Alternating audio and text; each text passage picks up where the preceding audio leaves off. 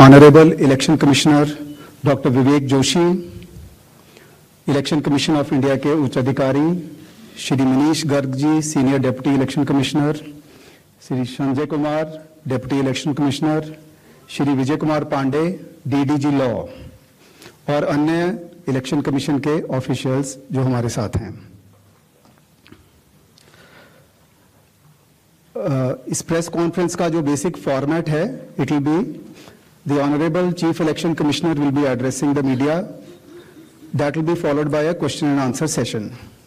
Questions will be generally taken in groups of 5 and the Honorable CEC would be answering them in one go. So you are requested that whenever you want to ask a question, kindly wait for your turn. There will be a micer who will be approaching you. Introduce yourself and your organization and then you can ask your question. So that will be the basic format of the press conference. So kindly keep your mobile phones on the silent mode. Sir.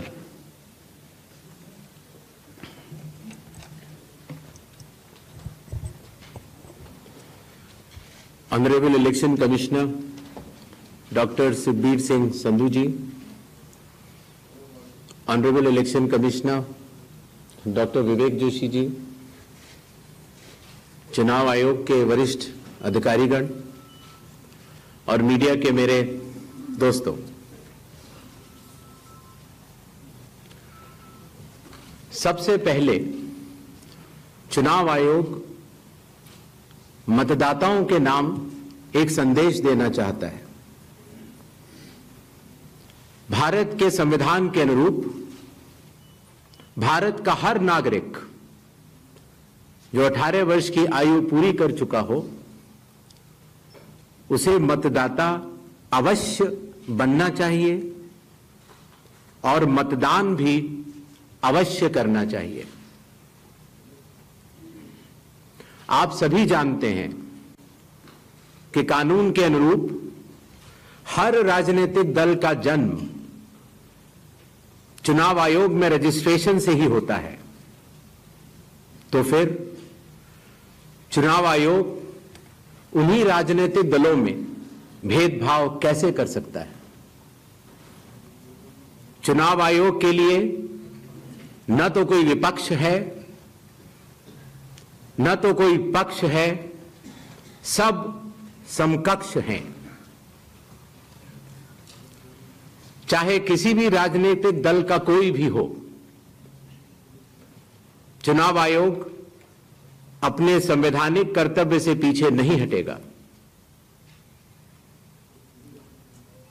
पिछले 2 दशकों से लगभग सभी राजनीतिक दल मतदाता सूची में त्रुटियों के सुधार के लिए मांग करते रहे हैं और इसी मांग को पूरा करने के लिए ही चुनाव आयोग ने गहन पुनरीक्षण अर्थात स्पेशल इंटेंसिव रिवीजन SIR की शुरुआत बिहार से की है।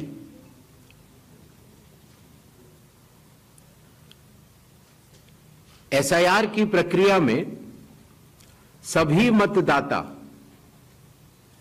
बूथ लेवल ऑफिसर्स और सभी राजनीतिक दलों द्वारा नामित 1.6 लाख BLAs ने मिलकर एक प्रारूप सूची तैयार की है। इस प्रारूप सूची की एक कॉपी आप सभी लोगों को दी गई है, जिसमें कि हर बूथ में जब ये प्रारूप सूची तैयार की जा रही थी तो सभी राजनीतिक दलों के बूथ लेवल एजेंट्स ने उसे हस्ताक्षर के साथ भी सत्यापित किया है। इस प्रारूप सूची में त्रुटियां हटाने के लिए एक बार फिर निर्धारित समय परिधि में सभी मतदाता और राजनीतिक दल मिलकर अपना बहुमूल्य योगदान दे रहे हैं। विगत आंकड़ों के अनुसार स्वयं मतदाताओं ने लगभग 28,370 ऐसे क्लेम्स एंड ऑब्जेक्शंस दिए हैं और जो मतदाता 1 जुलाई को 18 वर्ष की आयु पूरी कर चुके हैं या 1 अक्टूबर को 18 वर्ष की आयु पूरे करने वाले हैं, ऐसे 1,03,703 मतदाताओं ने भी अपना आवेदन फॉर्म 6 और डिक्लेरेशन के साथ किया है।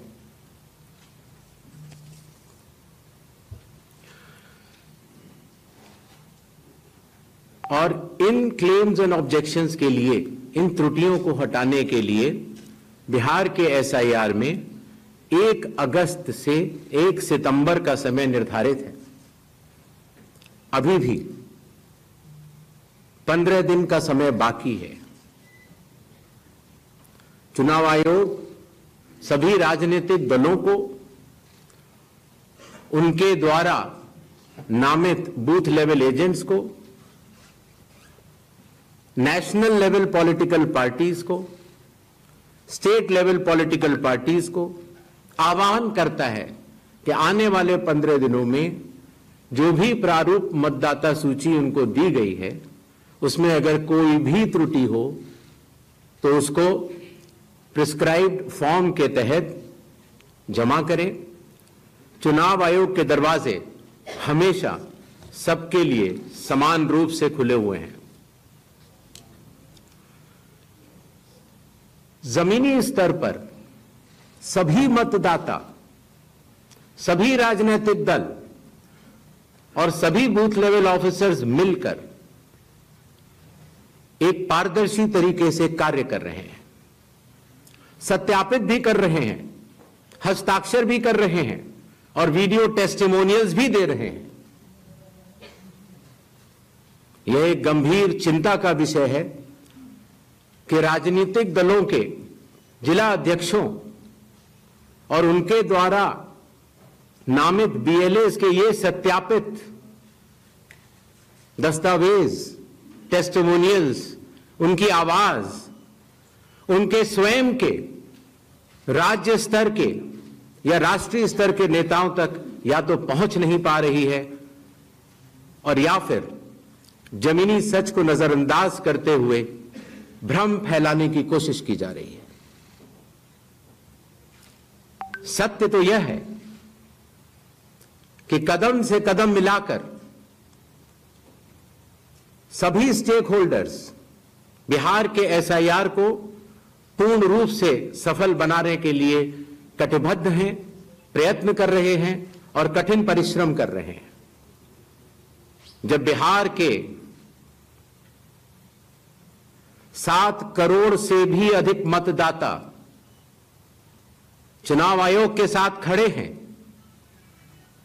तो न तो चुनाव आयोग की साख पर कोई प्रश्न चिन्ह खड़ा हो सकता है और न ही मतदाताओं की साख पर। कानून के अनुसार अगर समय रहते मतदाता सूचियों में त्रुटियां साझा न की जाएं,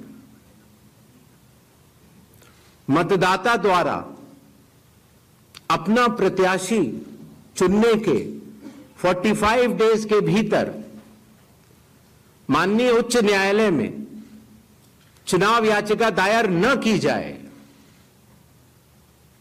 और फिर वोट चोरी जैसे गलत शब्दों का इस्तेमाल करके जनता को गुमराह करने का असफल प्रयास किया जाए तो यह भारत के संविधान का अपमान नहीं तो और क्या है। जहां तक कि मशीन रीडेबल मतदाता सूची का सवाल है, माननीय सुप्रीम कोर्ट 2019 में ही कह चुका है कि यह मतदाता की निजता का हनन हो सकता है। Voter privacy can be breached. हमने कुछ दिन पहले देखा कि कई मतदाताओं की फोटो उनकी अनुमति के बिना मीडिया के समक्ष रखी गई, उनके ऊपर आरोप लगाए गए, उनका इस्तेमाल किया गया। क्या अपनी माताओं, बहुओं, बेटियों सहित किसी भी मतदाता की सीसीटीवी वीडियो चुनाव आयोग को साझा करनी चाहिए क्या? मतदाता सूची में जिसका नाम होता है वही अपने प्रत्याशी को चयनित करने के लिए वोट डालता है। लोकसभा के चुनाव की प्रक्रिया में 1 करोड़ से भी अधिक कर्मचारी, 10 लाख से भी अधिक बूथ लेवल एजेंट्स, 20 लाख से भी अधिक प्रत्याशियों के पोलिंग एजेंट्स चुनाव के लिए कार्य करते हैं। इतने सारे लोगों के समक्ष इतनी पारदर्शी प्रक्रिया में क्या कोई भी मतदाता वोट की चोरी कर सकता है? कुछ मतदाताओं द्वारा दोहरे मतदान के आरोप लगाए गए, सबूत मांगने पर जवाब नहीं मिला। ऐसे मिथ्या आरोपों से न तो चुनाव आयोग डरता है और न ही कोई मतदाता। जब चुनाव आयोग के कंधे पर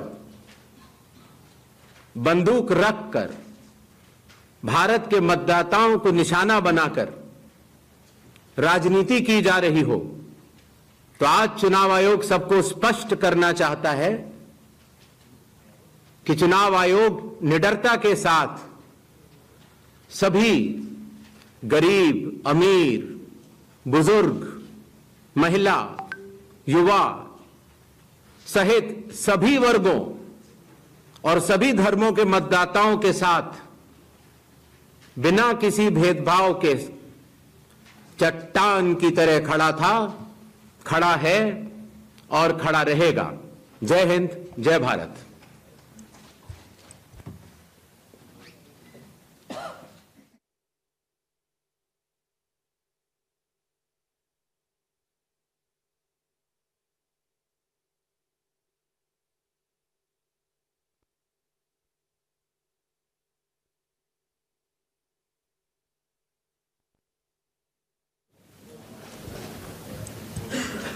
Sir, good evening. I am Prashant from Asianet News. Sir, here. Here. Prashant from Asianet News. As you know, after Rahul Gandhi's press conference, there are many issues coming up from different states, including states like Kerala. Will you initiate an inquiry into all these allegations which are coming from different states? Next, 5 questions. 22.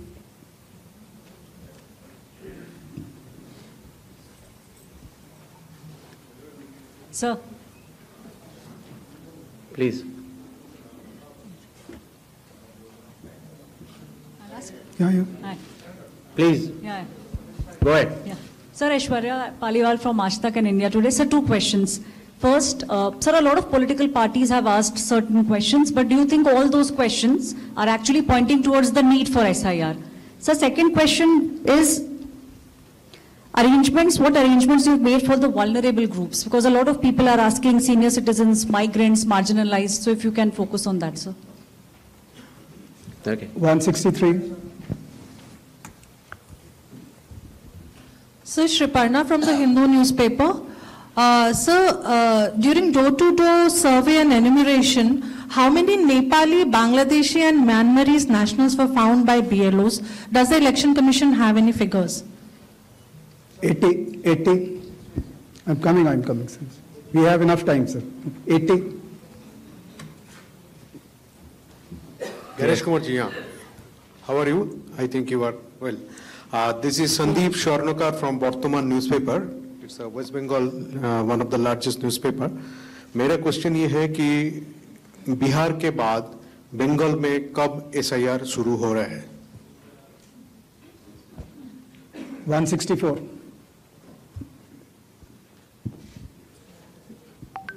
Sir Neeraj हूँ, news 18 India से, network 18 से। हमारा सवाल है कि special summary revision सालाना तौर पे होता है हर साल, तो एसआईआर की जरूरत आपको कौन सा मतदाता सूची दोनों प्रक्रिया से अलग मिलेगा, हम ये जानना चाह रहे हैं। और एक सप्लीमेंट्री सवाल है इसी के साथ कि आपने कहा कि कुछ पॉलिटिकल पार्टीज के नेता भ्रम फैलाने की कोशिश कर रहे हैं।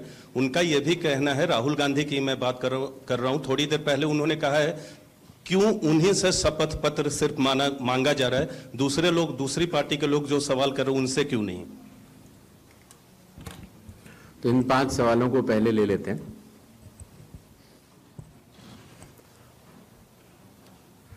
हमारे सारे मीडिया बंधुओं के माध्यम से मैं देश के मतदाताओं को यह बतलाना चाहता हूं कि जब भी मतदाता सूची का रिवीजन होता है तो उसकी प्रक्रिया वही होती है जो मैंने आपको अभी शुरू में बताई। अर्थात सबसे पहले बूथ लेवल ऑफिसर्स और बीएलएज, राजनीतिक दलों के बीएलएज मिलकर एक ड्राफ्ट तैयार करते हैं और उसके बाद सभी राजनीतिक दलों को और उसी असेंबली कॉन्स्टिट्यूएंसी के मतदाताओं को यह अधिकार होता है कि वो उसमें त्रुटियां सुधारने के लिए आवेदन कर सके। आवेदन 3 तरह के हो सकते हैं, या तो किसी का नाम छूट गया हो तो फॉर्म 6 होता है, या किसी का नाम गलत जुड़ गया हो या किसी और को जुड़वाना हो तो फॉर्म 7 होता है, और या कई बार उसमें विवरण गलत हो जाए, आपकी नाम की स्पेलिंग गलत हो जाए, फोटो गलत हो जाए, एड्रेस गलत हो जाए तो फॉर्म 8 होता है। तो ये क्लेम्स एंड ऑब्जेक्शंस का जो पीरियड होता है ये बहुत महत्वपूर्ण होता है और इसमें सभी राजनीतिक दलों की भागीदारी और मतदाताओं की भागीदारी भी आवश्यक होती है। जब ये सारे क्लेम्स एंड ऑब्जेक्शंस आ जाते हैं तो उसके बाद जो उस इलाके का एसडीएम होता है, जिसको कई जगहों पर इलेक्टोरल रजिस्ट्रेशन ऑफिसर भी बोलते हैं, जो कि स्टेट गवर्नमेंट का एक अधिकारी होता है, वो उस पर एक निर्णय लेता है और निर्णय करने के बाद एक अंतिम सूची का प्रकाशन करता है। ये प्रक्रिया में आप सारे, आपके माध्यम से सभी मतदाताओं को बताना चाहता हूं, जिससे कि उन्हें भी सनद रहे कि पूरी प्रक्रिया होती क्या है। तो एक बार जब एसडीएम की तरफ से अंतिम सूची प्रकाशित कर दी जाती है, और याद रहे कि प्रारूप अर्थात ड्राफ्ट सूची भी पॉलिटिकल पार्टी से शेयर की जाती है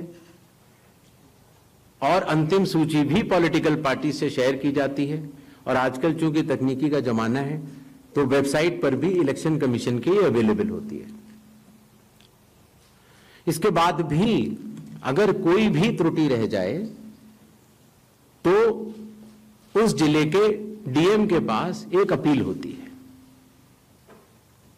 और अगर डीएम से भी उस त्रुटि का समाधान न निकले तो उसके ऊपर उस प्रदेश के चीफ इलेक्टोरल ऑफिसर के पास एक अपील होती है। जो अंतिम सूची प्रकाशित हो जाती है उसके ऊपर हो जाते हैं चुनाव। जब चुनाव होते हैं तो पॉलिटिकल पार्टीज अपने कैंडिडेट्स को खड़ा करती हैं और उन कैंडिडेट्स को यह सूची एक बार फिर दे दी जाती है कि इस सूची के ऊपर मतदान होगा, और यह सूची मतदान केंद्रवार दी जाती है।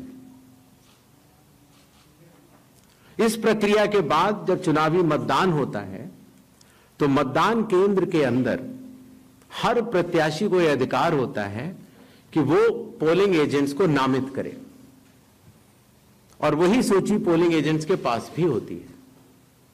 तो उदाहरण के तौर पर जब हमारा कोई मतदाता जब मतदान करने जाता है तो पोलिंग एजेंट्स देखते हैं, और अगर कोई गलत व्यक्ति जा रहा है या कोई 2 बार जा रहा है तो उसके ऊपर ऑब्जेक्शन भी कर सकते हैं।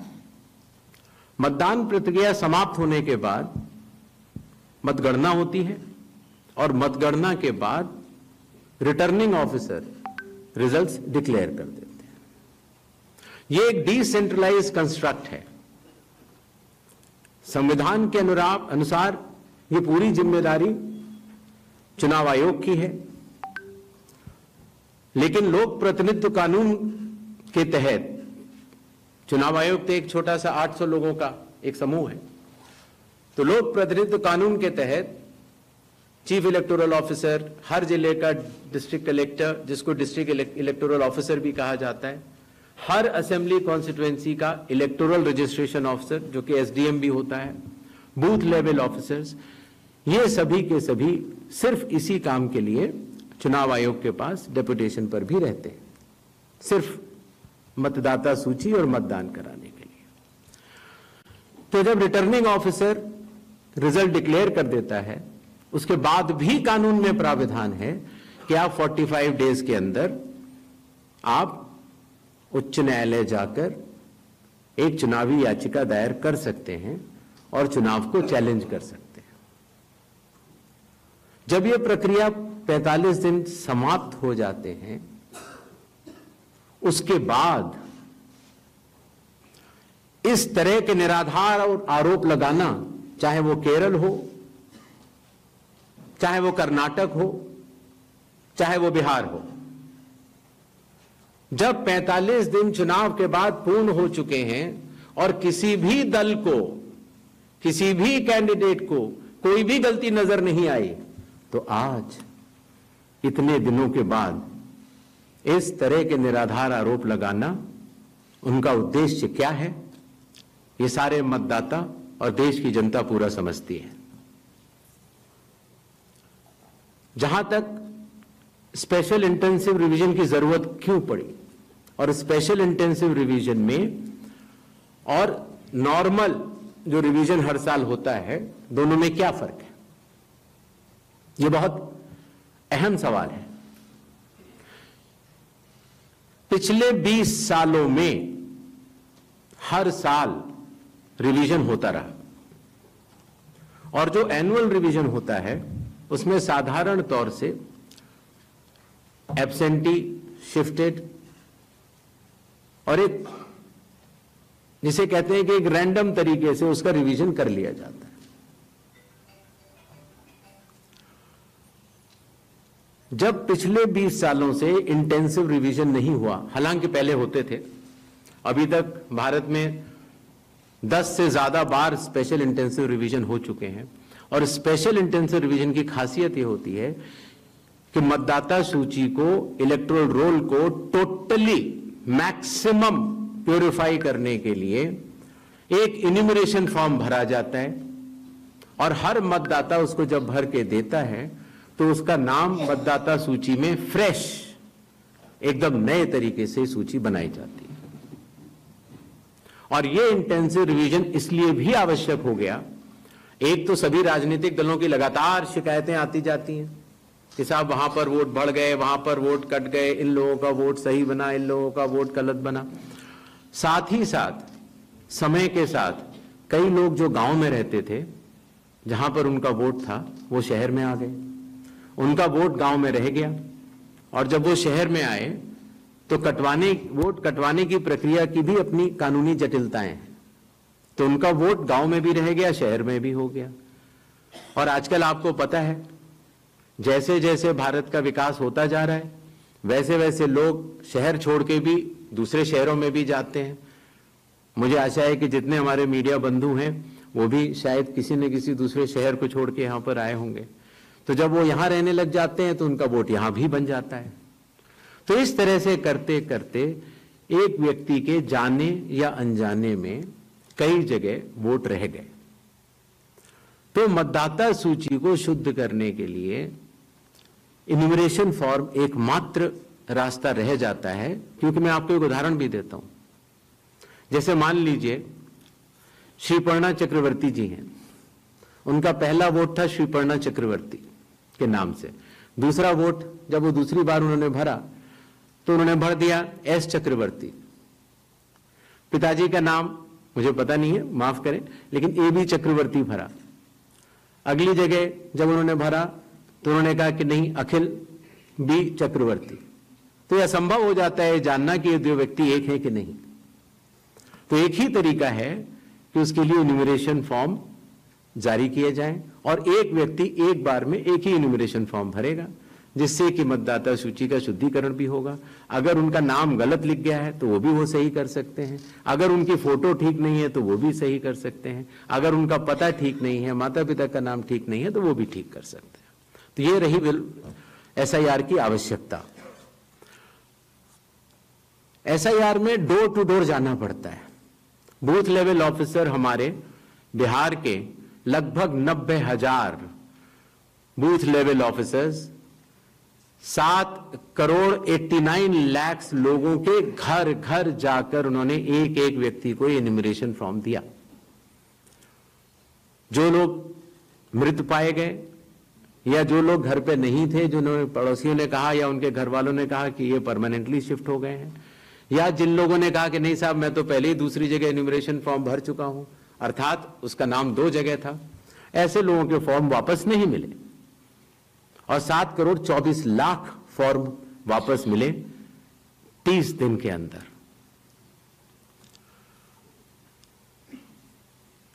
इनमें से एक सवाल यह था कि कितने नेपालीज हैं और कितने बांग्लादेशीज। पहली बात तो मैं स्पष्ट कर देना चाहता हूं कि भारत के संविधान के अनुसार सिर्फ भारत का नागरिक ही MLA और MP का चुनाव कर सकता है। किसी और कोई अधिकार, किसी और देश के नागरिक को यह अधिकार प्राप्त नहीं है। अगर ऐसे लोगों ने इन्यूमरेशन फॉर्म भरा है तो SIR की प्रक्रिया में अपनी पात्रता सिद्ध करने के लिए कुछ दस्तावेज भी मांगे गए, जिनकी गहन जांच 30 सितंबर तक होनी है। और ऐसे केस में जो ऐसे लोग हैं जो कि हमारे देश के नहीं हैं, गहन जांच के दौरान वो पाए जाएंगे और निश्चित तौर से उनका वोट नहीं बनेगा। जहां तक वेस्ट बंगाल के SIR की तारीख की बात है, हम तीनों कमिश्नर्स एक उचित समय देखकर उसका निर्णय लेंगे कि कब वेस्ट बंगाल में होना है या देश के अन्य राज्यों में कब होना है। उसकी तारीखों का ऐलान आने वाले समय में उचित समय पर किया जाएगा। एक और सवाल था कि जब इतनी पारदर्शी प्रक्रिया है तो फिर भ्रम फैलाने वाली कोशिश पर आप कुछ लोगों से ये कह रहे हैं कि फॉर्म 7 दे दें और कुछ लोगों से कह रहे हैं कि आप शपथ पत्र दे दें।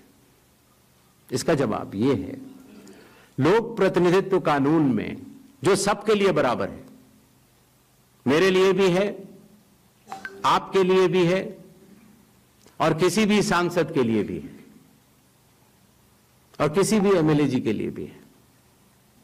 अगर आप उसी निर्वाचन क्षेत्र के निर्वाचक हैं तो आपको समय रहते शिकायत करने का पूरा मौका है। आप फॉर्म 6 भर सकते हैं, फॉर्म 7 भर सकते हैं, फॉर्म 8 भर सकते हैं। आपके राजनीतिक दल के बूथ लेवल एजेंट्स को भी यह अधिकार प्राप्त होता है कि वो एक शपथ देकर 10-10 फॉर्म भी बूथ लेवल ऑफिसर्स को दे सकते हैं, बशर्ते आप उस विधानसभा क्षेत्र के निर्वाचक हो। लेकिन अगर आप उस विधानसभा क्षेत्र के निर्वाचक नहीं हैं, उस कॉन्स्टिट्यूएंसी के आप इलेक्टर नहीं हैं, और अगर आप अपनी शिकायत को आगे बढ़ाना चाहते हैं, एक विषय होता है शिकायत करना, एक होता है उसके ऊपर भ्रम फैलाना, और एक होता है उसके ऊपर चुनाव आयोग पर आरोप लगाना। तो ग्रेडेड रिस्पांस के तहत अगर आप उस क्षेत्र के निर्वाचक नहीं हैं तो आपके पास एकमात्र कानून में विकल्प है, और वो है रजिस्ट्रेशन ऑफ इलेक्टर रूल्स, रूल संख्या 20, sub clause 3, sub clause B, जो ये कहता है कि अगर आप निर्वाचक नहीं हैं उस विधानसभा क्षेत्र के, तो आप एक विटनेस के तौर पर अपनी शिकायत दर्ज करा सकते हैं और इलेक्टोरल रजिस्ट्रेशन ऑफिसर को ओथ देनी होगी और वो ओथ जिस व्यक्ति के खिलाफ आपने शिकायत की है उसके सामने एडमिनिस्टर करानी होगी। ये कानून शायद इस सदन में बैठे सभी लोगों के जन्म के पूर्व का बना हुआ है और सबके लिए बराबरी तौर से लागू है। आशा है इन 5 सवालों को मैंने जवाब दे दिया होगा। आगे बढ़े। 4. I am coming. Hi, sir. Please, I'll come to you, no problem. Hi, sir. Vrinda from Hindustan Times. Yes. So first question is that initially when the draft electoral rolls were uploaded on the website, these were machine readable and searchable as well. The size was smaller, the pictures were clearer. But soon after Rahul Gandhi's press conference, the rolls were updated and they were changed into non-machine readable, non-searchable, low quality pictures. So was that because a lot of searches were being conducted in these rolls? And secondly, why is the dual epic ID issue there in Bihar, despite the commission saying back in May that, we have resolved it across the country? 76. Sir मैं मुकेश कौशिक हूँ दैनिक भास्कर से। Sir आपने देखा होगा कि Rahul Gandhi leader of opposition ने central Bengaluru की constituency के तहकीकात की और ढेर सारे आरोप लगाए। उनका कहना था कि फेक सस्पिशियस वोटर बन रहे हैं, मैनिपुलेटेड हैं, मास एडिशन हुए हैं।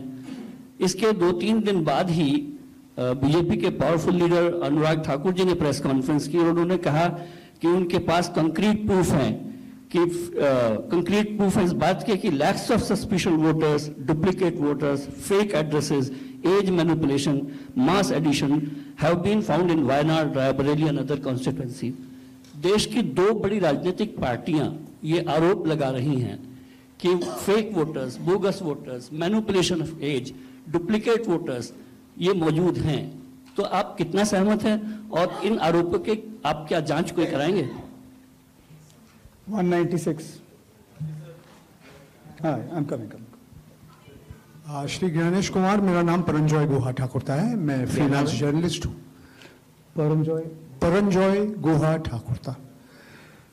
Sir, few questions. इतना हड़बड़ी में आपको एसआईआर करने का क्या जरूरत है जब बाहर चल रहे बिहार में बारिश के समय, और समय बहुत लोग कह रहे हैं बहुत कम है।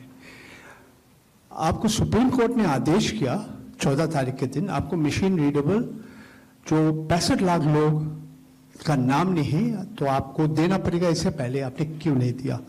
आखिरी सवाल है कि महाराष्ट्र में जो 40 लाख नया वोटर आए हैं और लोग कह रहे हैं कि पहला बार महाराष्ट्र के इतिहास में, भारतवर्ष के इतिहास में वोटर ज्यादा और 18 साल उम्र के लोग कम, और 5 बजे के बाद बहुत लोग वोट दिया।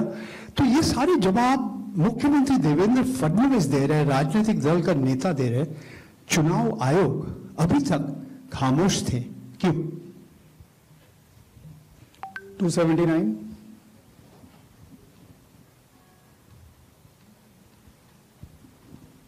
सर, मैं पीयूष पांडे हूं, TV9 भारतवर्ष से। मेरा सवाल ये है कि एआई और डीप फेक जैसे तकनीकी खतरे भी मंडरा रहे हैं, राजनीतिक दल उसका प्रयोग भी कर रहे हैं। क्या चुनाव आयोग के पास इस पर शिकंजा कसने के लिए कोई कानूनी प्रावधान है और क्या इसको लेकर के कोई कदम उठाया जा रहा है? दूसरा एक सवाल मेरा ये है कि सुप्रीम कोर्ट ने जब आदेश दिया तब चुनाव आयोग 65 लाख हटाए गए वोटरों की सूची जारी करने की दिशा में काम कर रहा है।